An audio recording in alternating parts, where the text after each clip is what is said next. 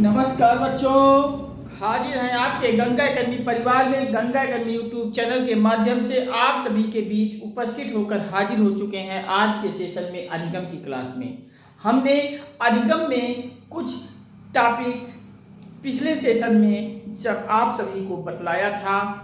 आज के सेशन में हम अधिगम में उसी के आगे आज और भी चर्चा करने चल रहा हूँ। बस आप सभी से यही रिक्वेस्ट करता हूँ, निवेदन करता हूँ कि आप सभी का ये परिवार है। गंगा अकेडमी यूट्यूब चैनल पर आइए, चैनल को सब्सक्राइब कीजिए। सब्सक्राइब करते ही बगल में घंटी को भी ऑल पे प्रेस कर लीजिएगा, जिससे यहाँ से हर वीडियो का नोटिफिकेशन आपको मिलता रहे, कोई भी टॉपिक आपसे छूटने ना पाए।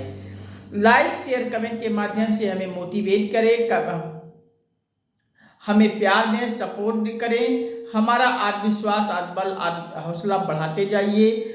हम आप सभी के लिए संपूर्ण भारत के हर एक क्षेत्र की प्रतियोगी परीक्षाओं की तैयारी बेहतर ढंग से करवाएंगे। बस आप सभी चैनल पर प्यार सपोर्ट करते जाइए। व्हाट्सएप, फेसबुक, इंस्टाग्राम, ट्विटर इत्यादि हर सोशल साइटों पर इसे इतना शेयर कर दीजिए कि संपूर्ण भारत के हर घर, हर परिवार, हर सदस्य तक पहुँचा दीजिए। यही आप सभी से बार बार गुजारिश करता हूँ। तो चलिए, हम ज़्यादा समय नहीं इन्वेस्ट करते हैं, सीधे आज की क्लास में आते हैं अधिगम की विशेषताएं पर। अधिगम की विशेषताओं में, अधिगम में मैंने बताया अधिगम को का तात्पर्य होता है सीखना से, सीखने से। इसे इंग्लिश में अगर हम कहें तो लर्निंग कहे जाते हैं। और अधिगम की विशेषताओं में एक मनोवैज्ञानिक हैं योकम वाशिंगटन। योकम वाशिंगटन ने अधिगम की विशेषताओं में क्या कहा है, तो चलिए देखते हैं। आप लिख लीजिए पॉइंट बनाकर, योकम वाशिंगटन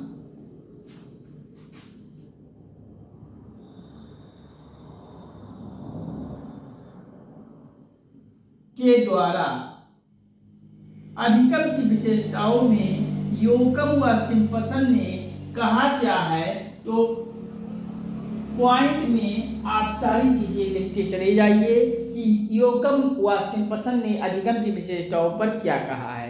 पॉइंट नंबर 1 लिखेंगे सीखना यानी कि अधिगम यानी कि लर्निंग संपूर्ण जीवन तक चलता है। आप अपने जीवन में जब बच्चा जन्म ले लेता है और जन्म से जब मृत्यु तक ये कुछ ना कुछ चीज़ें बच्चा सीखता ही रहता है। तो संपूर्ण जीवन तक अधिगम चलता है। तो लिख लीजिए सीखना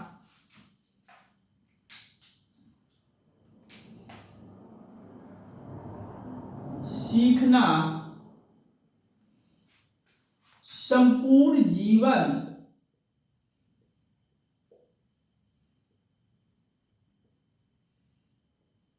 तक चलता है। ये पहला पॉइंट लिखिए, संपूर्ण जीवन तक चलता है। क्या चलता है? सीखना यानी कि अधिगम संपूर्ण जीवन तक चलता है। अगला लिखिए टॉप पॉइंट, सीखना एक परिवर्तन है। सीखना क्या है? सीखना एक परिवर्तन है।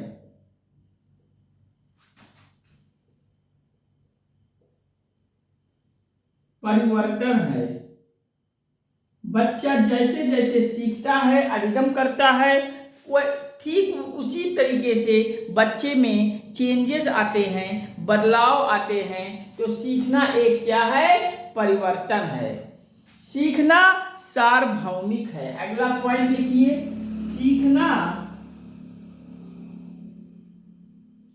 क्या है? सार्वभौमिक है।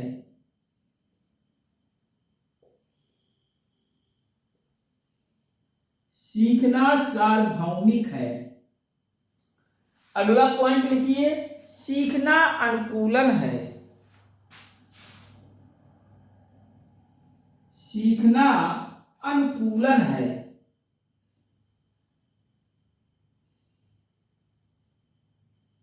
क्या है?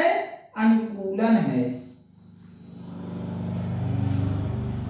सीखना संपूर्ण जीवन तक चलता है, सीखना एक परिवर्तन है, सीखना सार्वभौमिक है, सीखना अनुकूलन है, और अगला पॉइंट लिखिए, सीखना नया काम करना है। अगले पॉइंट लिखिए, सीखना क्या है? सीखना नया काम करना है।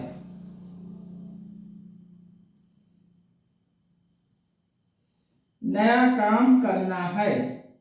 कहने का तात्पर्य है, जब बच्चा कोई नया कार्य करता है, कोई नया काम करता है, तो उस काम को लेकर बच्चा पहले सीखता है, सीखने के बाद परिपक्व होता है। तो बस सीखना क्या है? एक नया काम है। अगला पॉइंट लिखिए, सीखना उद्देश्यपूर्ण है। सीखना क्या है? सीखना उद्देश्यपूर्ण है। उद्देश्यपूर्ण है। अगला पॉइंट लिखिए, सीखना अनुभवों का संगठन है। सीखना अनुभवों का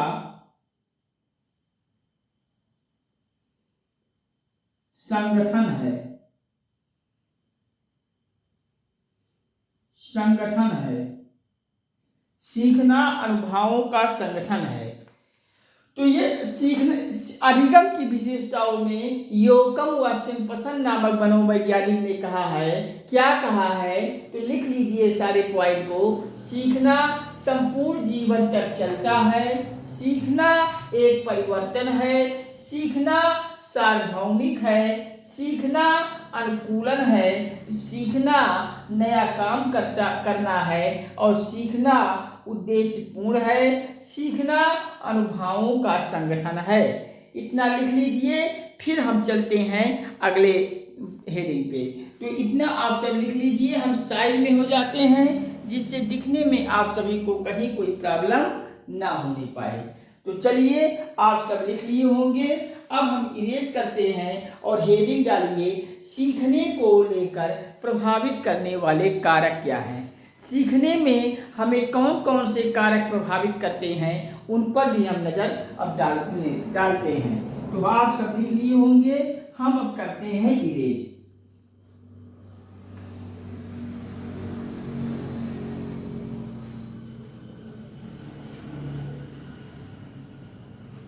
तो चलिए, नया हेडिंग डालिए, सीखने को लेकर प्रभावित करने वाले कारक।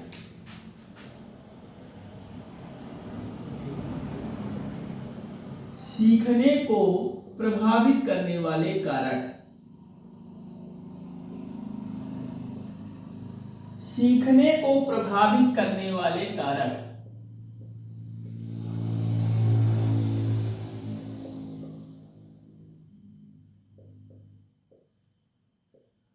सीखने को प्रभावित करने वाले कारक।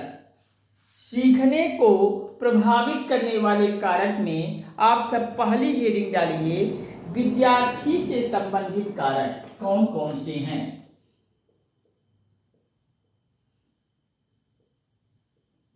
विद्यार्थी से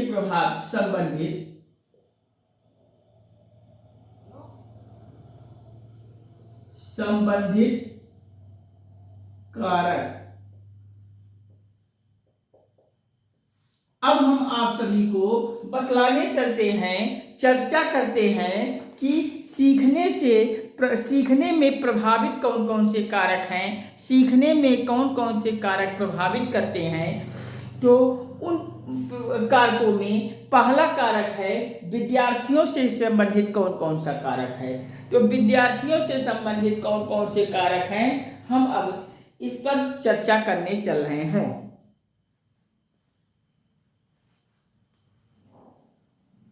चलिए, हेडिंग डालिए, सीखने को प्रभावित करने वाले कारक में पहली हेडिंग, विद्यार्थी से संबंधित कारक। विद्यार्थियों से संबंधित कारकों में पहला कारक लिख लीजिए, शैक्षिक योग्यता।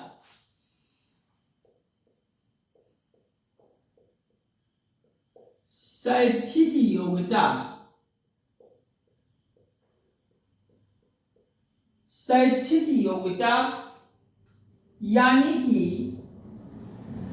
हर विषय में समान योग्यता नहीं हो सकती है। हर विषय में बच्चे की समान योग्यता नहीं हो सकती है। समान योग्यता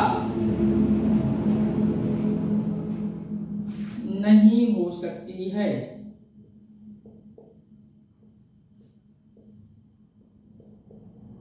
नहीं हो सकती है। हर विषय में बच्चे की समान योग्यता नहीं हो सकती है। ये रहा शैक्षिक योग्यता। अब अगला पॉइंट लिखिए, आकांक्षा का स्तर।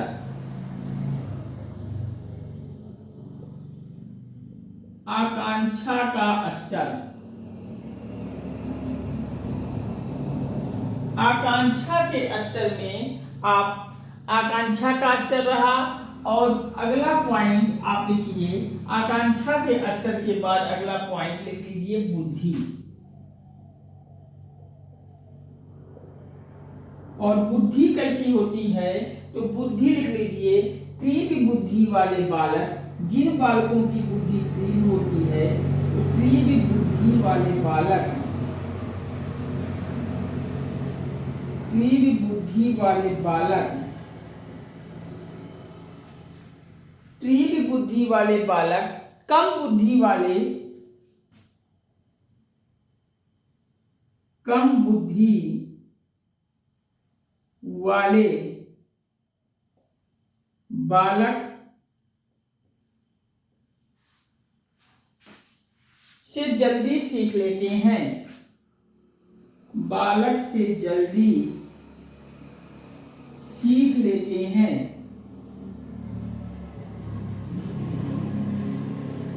सीख लेते हैं।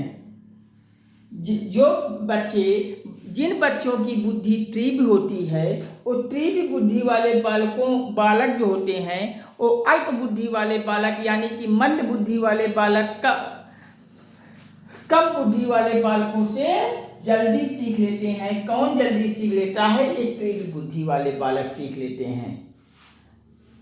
ये रहा बुद्धि। अब अगला लिखिए, संवेगात्मक स्थिति। संवेगात्मक स्थिति, ये आप तीनों पॉइंट लिख लीजिए। विद्यार्थियों से संबंधित कारक हैं। शैक्षिक योग्यता, जिनमें हर विषय में बच्चे की समान योग्यता नहीं हो सकती। दूसरा पॉइंट आकांक्षा का स्तर, और तीसरा पॉइंट बुद्धि। बुद्धि में जैसे तीव्र बुद्धि वाले जो बालक होते हैं, वो जल्दी सीख लेते हैं किनसे? कम बुद्धि वाले बालकों से, अल्प बुद्धि वाले बालकों से, मंद बुद्धि वाले बालकों से। और चौथा पॉइंट संवेगात्मक स्थिति लिख लीजिए। तो चलिए, इतना आप सब लिख लीजिए, फिर हम इरेज करते हैं और सीखने के प्रभावित वाले कारकों में दूसरा कारक पर हम चलते हैं। तो चलिए, हम साइड में हो जाते हैं, आप सब लिख लीजिए। तो चलिए, आप सब लिख लिए होंगे। अब हम करते हैं इरेज, और अगला पॉइंट विद्यार्थियों से संबंधित वाले कारक हो गए। अब अध्यापक से संबंधित कारक क्या होता है, उन पर हम चर्चा करने चल रहे हैं।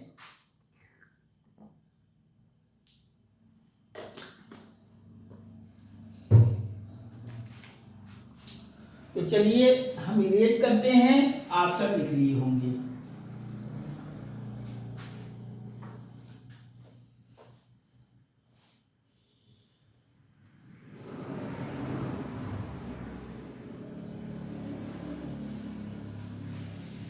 अध्यापक से संबंधित कारक।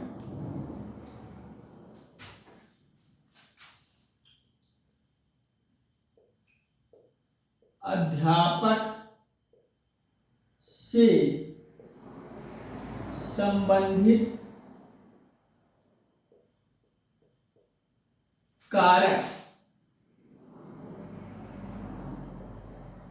अध्यापक से संबंधित कारक। अध्यापक से संबंधित कारकों में आप पहचान लीजिए कि सीखने से संबंधित कारकों में पहला पॉइंट मैंने चर्चा किया आप सभी को विद्यार्थियों से संबंधित कारकों पर। अब हम अध्यापक से संबंधित कारकों वाले कारक को पहचान करने चल रहे हैं। परीक्षा में ऐसे ही पूछा जाता है, निम्नलिखित में से बताइए, निम्न में से कौन विद्यार्थियों से संबंधित अधिगम के कारक हैं, कौन से अध्यापक से संबंधित कारक हैं। तो इन सभी की पहचान करने के लिए पूछा जाता है। तो चलिए अध्यापक से संबंधित कारकों पर हम पहचान कराते हैं अधिगम पर। तो चलिए अध्यापक से संबंधित कारक हेडिंग डालिए और इनसे संबंधित सारे कारकों को मैं लिख लीजिए। पहला कारक लिख लीजिए, विषय का ज्ञान होना चाहिए। इन्हें अध्यापक को विषय का ज्ञान होना चाहिए। अध्यापक को अपने विषय का पूर्णतया ज्ञान होना चाहिए। जब अध्यापक को अपने विषय का पूरा ज्ञान होगा तभी बच्चों को अच्छे से पढ़ा पाएगा और उसके पढ़ाए हुए चीज़ों को विद्यार्थियों को समझने में आसानी होगी। अगर अध्यापक को ज्ञान नहीं है तो वो कक्षा में पढ़ाई नहीं पाएगा और पढ़ाई हुई चीज़ें उस बच्चे को समझ भी नहीं आएगा। तो इस नाते एक अध्यापक को अपने विषय का ज्ञान होना चाहिए। अब दूसरा लिखिए पॉइंट, अध्यापक का व्यवहार कैसा होना चाहिए। अध्यापक का व्यवहार ठीक रहना चाहिए।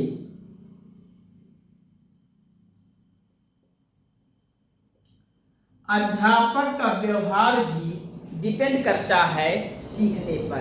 कैसे डिपेंड करता है? जैसे एक अध्यापक बहुत गुस्सा करने वाला अध्यापक है और बात बात में गुस्सा करेगा तो कक्षा में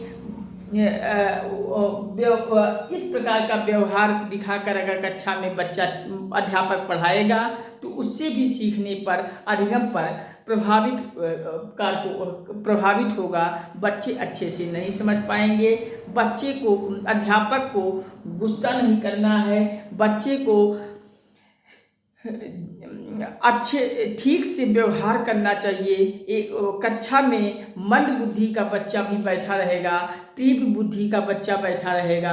कुछ बच्चे जल्दी सीख जाएंगे तीव्र बुद्धि वाले, कुछ लेट में सीखेंगे।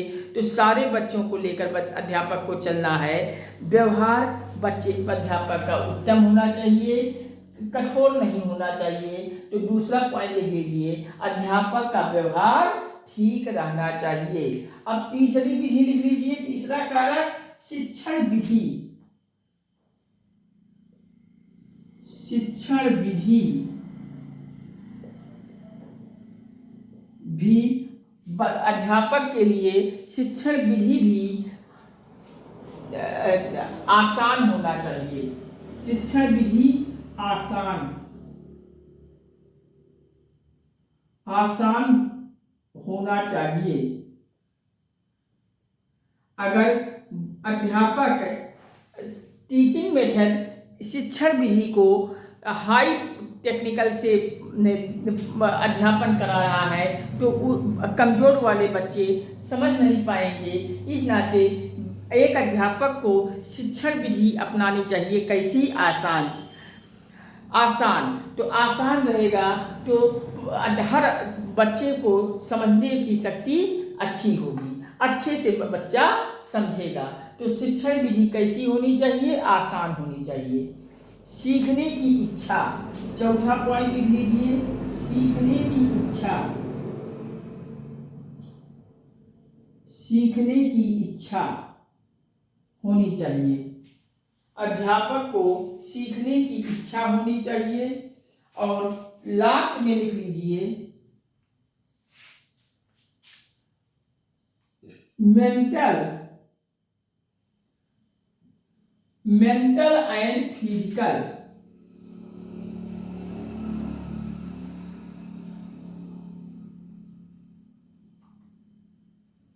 फिजिकल एडजस्टमेंट,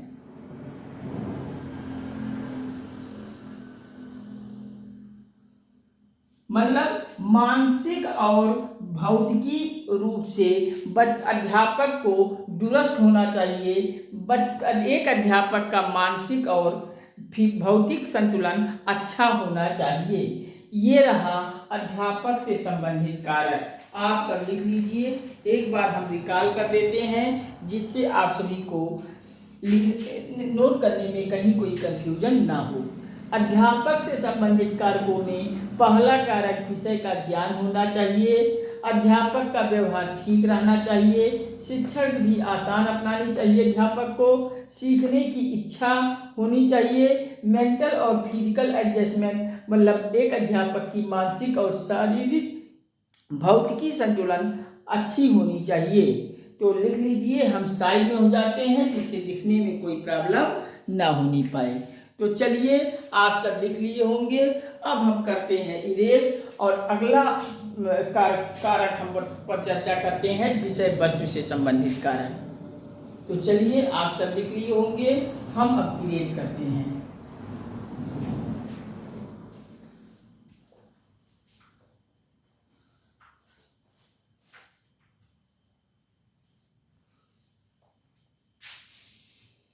विषय वस्तु से संबंधित कारक।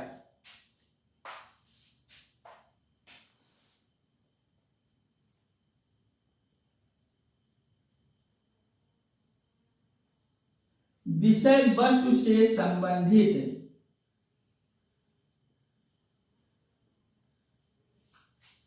कारक। विषय वस्तु से संबंधित कारक कौन कौन सा है, इन पर भी हम पहचान करते हैं। तो हेडिंग डालिए विषय वस्तु से संबंधित कारक और इसमें पहला लिखिए विषय वस्तु की प्रकृति अच्छी होनी चाहिए। पहला लिख लीजिए विषय वस्तु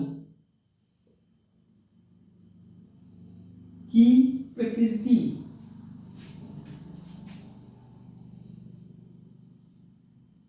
कैसी होनी चाहिए, ठीक होनी चाहिए। विषय वस्तु की प्रकृति आसान होनी चाहिए।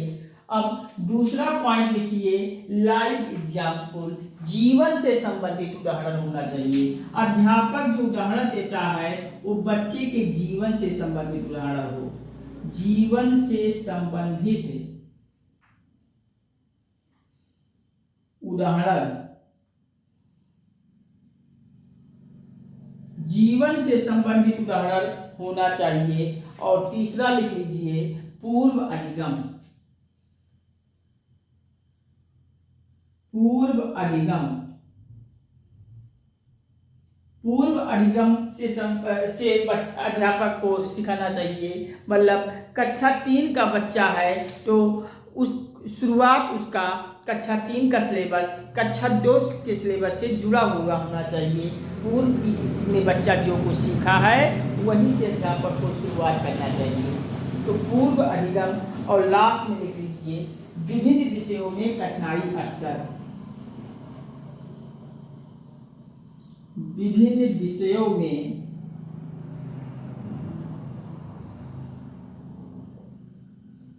कठिनाई स्तर, विभिन्न विषयों में कठिनाई स्तर। ये चारों पॉइंट आप विषय वस्तु से संबंधित कारकों में लिख लीजिए। विषय वस्तु की प्रकृति, जीवन से संबंधित उदाहरण, पूर्व अधिगम और विभिन्न विषयों में कठिनाई स्तर। अब आप इतना लिख लीजिए। अगला हेडिंग डालिए वातावरण से संबंधित कारक। अगला पॉइंट लिखिए वातावरण से संबंधित कारक। वातावरण कैसा होना चाहिए एक बच्चे के, विद्यार्थी के लिए। वातावरण से संबंधित कारक, वातावरण से संबंधित कारक। वातावरण से संबंधित कारक में पहला कारक लिख लीजिए भौतिक वातावरण, भौतिक वातावरण होना चाहिए। भौतिक वातावरण, और दूसरा पॉइंट लिख लीजिए, पारिवारिक वातावरण अच्छा होना चाहिए बच्चे का। पारिवारिक वातावरण भी बच्चे के लिए अच्छा होना चाहिए। अगला लिखिए, सामाजिक व संवेगात्मक वातावरण भी अच्छा होना चाहिए। सामाजिक व संवेगात्मक वातावरण, संवेगात्मक वातावरण भी बच्चे के लिए अच्छा होना चाहिए। और लास्ट में लिख लीजिए, उचित सामग्री व सुविधाएं भी मिलनी चाहिए। उचित सामग्री, उचित सामग्री व सुविधाएं,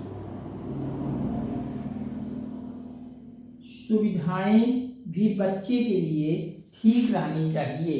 तो ये वातावरण से संबंधित कारकों में पहला भौतिक वातावरण होना चाहिए अच्छा, पारिवारिक वातावरण उसे ठीक से मिलना चाहिए, सामाजिक व संवेगात्मक वातावरण रहना चाहिए और उचित सामग्री व सुविधाएं भी ठीक से होनी चाहिए। तो ये आप विषय वस्तु के संबंधित कारकों में चारों लिख लीजिए और ये चार वातावरण से संबंधित कारक लिख लीजिए। फिर हम चलते हैं अधिगम की कुछ प्रभावशाली विधियों पर। तो आप सब लिख लीजिए, कहीं किसी को कोई कन्फ्यूजन हो तो बताइए, हम पुनः समझाते हैं। तो हम साइड में हो जाते हैं जिससे आपको दिखने में कोई प्रॉब्लम ना होने पाए। तो चलिए, आप सब लिख लिए होंगे। अब हम करते हैं इरेज और आगे हम इसके आगे अधिगम की प्रभावशाली विधियां पर हम चर्चा करने चल रहे हैं।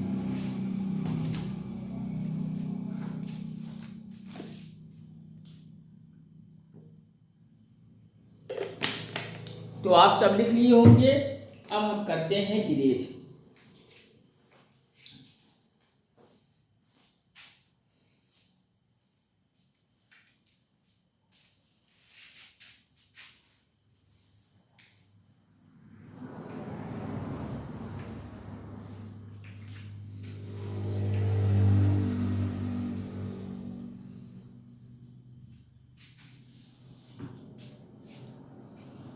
हेडिंग डालिए, अधिगम की प्रभावशाली विधियां।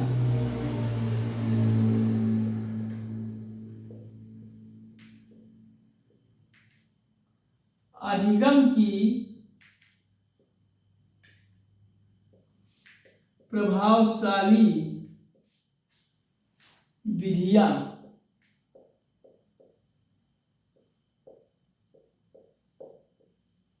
अधिगम की प्रभावशाली विधियां, अधिगम की प्रभावशाली विधियां, हेडिंग डालिए। और अधिगम की प्रभावशाली विधियों में पहला लिखिए, लर्निंग बाय डूइंग, करके सीखना। बच्चे को करके सिखाना चाहिए। बच्चा जब पहले खुद करेगा तो उसमें अधिगम बच्चे को ज़्यादा मिलेगी।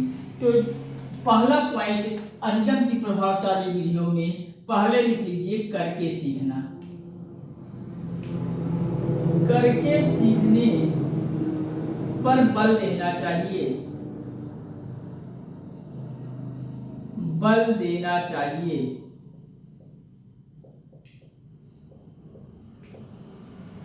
करके सीखने पर बल देना चाहिए। लर्निंग बाय डूइंग, इसे इंग्लिश में कहते हैं लर्निंग बाय डूइंग। दूसरा पॉइंट लिखिए, अनुकरण द्वारा सीखना।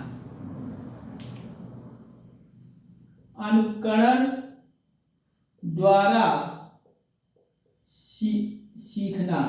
अनुकरण द्वारा सीखने का तात्पर्य होता है कि बच्चे से खुद अनुकरण कराया जाएगा।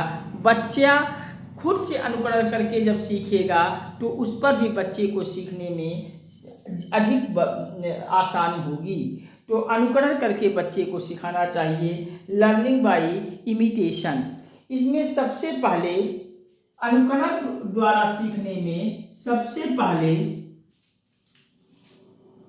इसमें सबसे पहले सबसे पहले शिक्षक बोलेगा, बाद में बच्चा,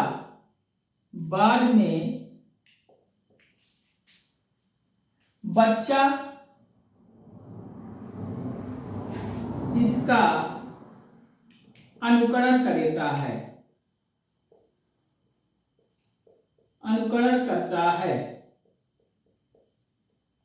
अनुकरण द्वारा सीखने में सबसे पहले कक्षा में अध्यापक बोलेगा और अध्यापक की कही हुई बात को बच्चा दोहराएगा, उसका अनुकरण करता है। तो इसमें सीखने में सबसे पहले शिक्षक, बाद में बच्चा इसका अनुकरण करता है। तो अगला लिखिए, परिरक्षण करके सीखना। परिरक्षण करके सीखना, परिरक्षण करके सीखना। अगला इसमें लिखिए, परिरक्षण करके सीखना में लिख लीजिए, इसमें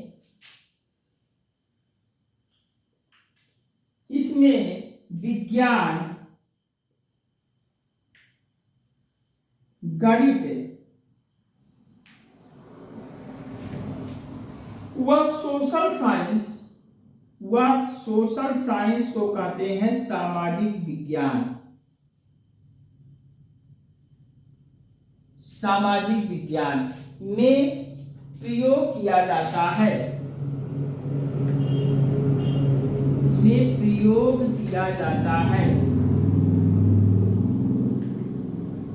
किया जाता है। अगला लिखिए, निरीक्षण करके सीखना। इतना लिख लीजिए, अनुकरण द्वारा सीखने में इसमें सबसे पहले शिक्षक, बाद में बच्चा इसका अनुकरण करता है। और अगला पॉइंट, परिरक्षण करके सीखने में लिख लीजिए, इसमें विज्ञान, गणित व सोशल साइंस में बच्चा प्रयोग करके सीखता है। अध्यापक को प्रयोग कराकर सिखाना चाहिए। जब तक बच्चा से प्रयोग नहीं कराओगे, लैब नहीं कराओगे, तब तक ना विज्ञान बच्चा सीख पाएगा, ना गणित सीख पाएगा, ना सामाजिक विज्ञान सीख पाएगा। यानी कि विज्ञान, गणित, सोशल साइंस एक अध्यापक को पढ़ाने से पहले लैब भी जरूरी होती है। लैब देकर इसको सिखाना चाहिए। लैब का मतलब होता है प्रयोग। तो चलिए अगला पॉइंट लिखिए, निरीक्षण करके सीखना। निरीक्षण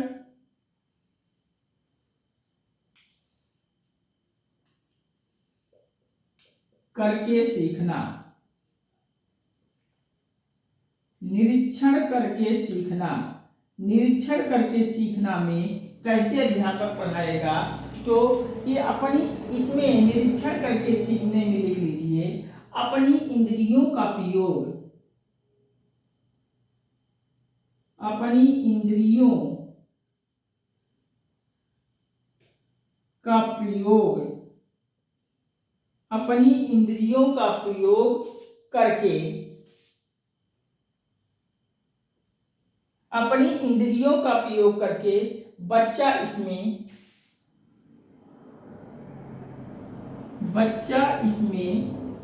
निरीक्षण करके सीखने में अधिक सीखता है।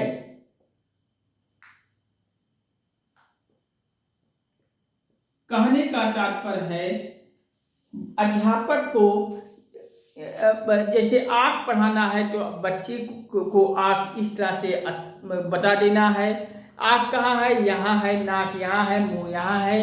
तो इंद्रियों को, अपनी इंद्रियों का प्रयोग कराकर बच्चे को इसमें अधिक सिखाना है, और इस तरीके से बच्चा अधिक सीखता है निरीक्षण करके सीखने में। तो लिख लीजिए, फिर हम इसको इरेज करते हैं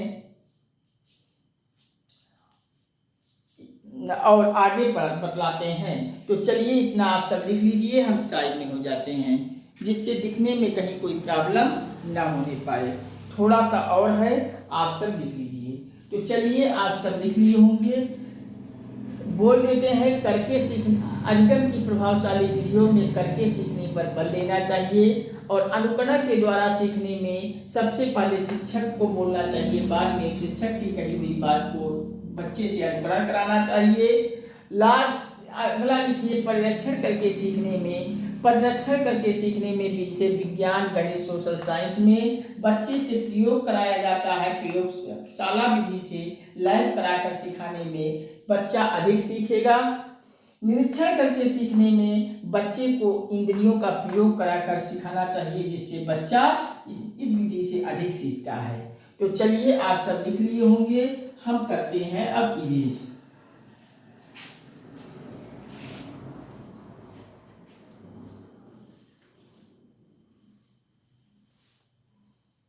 तो चलिए आगे लिखिए कुछ एग्जाम्पल। इसी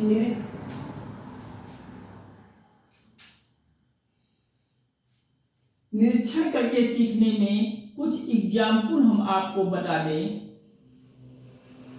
जैसे फूल को पढ़ाने से पहले अगर अध्यापक को फूल पढ़ाना है तो फूल को पढ़ाने से पहले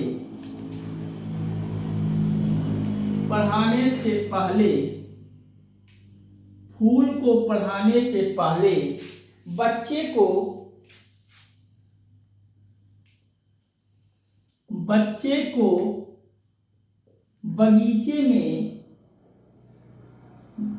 बगीचा में ले जाना चाहिए। बगीचा में लेकर अध्यापक जाना चाहिए। कौन लेकर जाएगा? अध्यापक का ये कर्तव्य होगा कि अगर बच्चे को फूल पढ़ाना है तो उस फूल पढ़ाने से पहले बच्चे को फूल वाले बगीचे में लेकर जाए और वहाँ फूल के बगीचे में सारे फूल का आंखों देखा अध्ययन कराए। उससे बच्चा अधिक सीखता है। अब पॉइंट में अगला पॉइंट लिखिएगा, सामूहिक विधियों द्वारा सीखना। सामूहिक विधियों द्वारा सीखना। बच्चे को सामूहिक विधियों द्वारा सिखाना चाहिए। और अगला विधि आप लिख लीजिए सम्मेलन व विचार गोष्ठी विधि। ये भी एक अधिगम कराने की विधि है। तो लिख लीजिए सम्मेलन व विचार गोष्ठी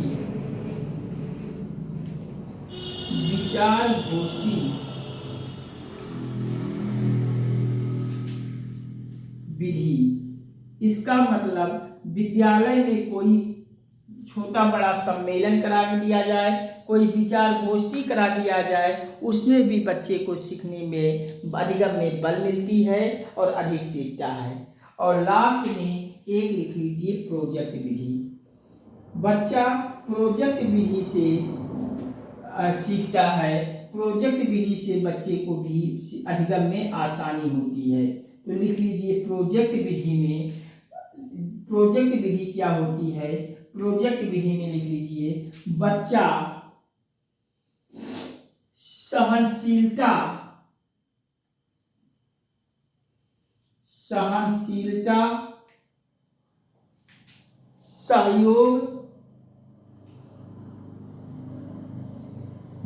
सहयोग व सहानुभूति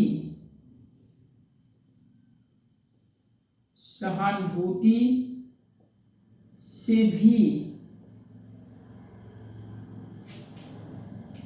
सीखता है। प्रोजेक्ट विधि में आप लिख लीजिए यहाँ बच्चा सहनशीलता, सहयोग व सहानुभूति से भी बच्चे को अधिगम मिलती है। बच्चा इससे भी सीखता है। तो आप सब इतना लिख लीजिए। फूल को अगर बच्चा अध्यापक को पढ़ाना है तो उससे पहले बच्चे को बगीचा में लेकर जाकर आप जल्द करवाना चाहिए, दिखाना चाहिए। और बच्चा जब देख कर पढ़ेगा तो उसको अधिगम में आसानी होगी। अगला पॉइंट लिखिए सामूहिक विधियों द्वारा बच्चे को सिखाना चाहिए। अगला पॉइंट, सम्मेलन व विचार गोष्ठी कराकर स्कूल विद्यालयों में पढ़ाना चाहिए। अगला पॉइंट, प्रोजेक्ट विधि, और प्रोजेक्ट विधि से बच्चा सहनशीलता, सहयोग व सहानुभूति से भी बच्चा सीखता है। इतना लिख लीजिए। कहीं किसी को कोई प्रॉब्लम हो तो हमें बताइए, फिर हम चलते हैं अब आगे। तो चलिए हम साइड में हो जाते हैं, आपको दिखने में कोई प्रॉब्लम ना होने पाए। तो चलिए आप सब लिख लिए होंगे।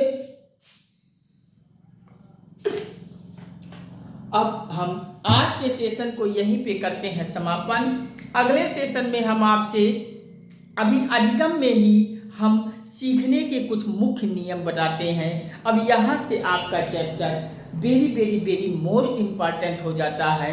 ऐसा नहीं है कि ये इम्पॉर्टेंट नहीं है, यहाँ से भी परीक्षा में पूछे जाते हैं, लेकिन सीखने के मुख्य नियम तो रट डालना है।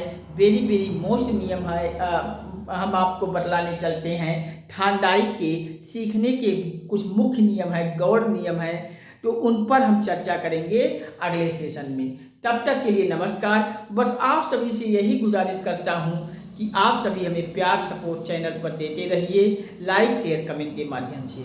चैनल को सब्सक्राइब कीजिए। सब्सक्राइब करते ही बगल में घंटी भी प्रेस पे कर लीजिए, ऑल पे प्रेस, जिससे हर नोटिफिकेशन वीडियो को पब्लिश करते ही आप सभी को मिलता रहे, कोई टॉपिक छूटने ना पाए। और आप सभी तैयारी कीजिए। चैनल के लिंक को, वीडियोस को व्हाट्सएप, फेसबुक, इंस्टाग्राम, ट्विटर इत्यादि हर सोशल साइटों पर इतना शेयर कर दीजिए कि संपूर्ण भारत के हर घर, हर परिवार, हर सदस्य तक गंगा एकेडमी पहुँच जाए। ये आप सभी से गुजारिश करता हूँ। आप सभी इतना कर दीजिए जिससे हमें हमारा आत्मबल, आत्मविश्वास, हौसला बढ़ता जाए, मोटिवेटेड होते रहें और आप सभी के लिए निरंतर वीडियो पब्लिश करते रहें। तो ठीक है, हम मिलते हैं अगले सेशन में। सीखने के मुख्य नियम, हेडिंग डालिए, आप सब लिख लीजिए हेडिंग, सीखने के मुख्य नियम। ये सीखने के मुख्य नियम को कौन दिया था? आप लिखिए, थार्नडाइक ने दिया था। थार्नडाइक। इन सीखने के तीनों मुख्य नियम थार्नडाइक ने दिया था और इनके मुख्य नियम पर चर्चा करते हैं अगले सेशन में। थार्नडाइक ने 2 नियम दिया था, एक मुख्य नियम और दूसरा गौड़ नियम। तो गौड़ नियम परीक्षा में पूछा जाता है, कितने हैं? तो 5 हैं। और मुख्य नियम थार्नडाइक के कितने हैं? सीखने के 3। तो मुख्य नियम सीखने के थार्नडाइक के अनुसार 3 हैं और गौड़ नियम थार्नडाइक के अनुसार 5 हैं। इन पर चर्चा करते हैं अगले सेशन में। तब तक के लिए नमस्कार। Thank you watching for this video. जय हिंद, वंदे मातरम, जय श्री राम, राधे राधे बच्चों, हर हर महादेव, हर हर गंगे। हम मिलते हैं अगले सेशन में आप सभी से बहुत जल्द। Thank you very much.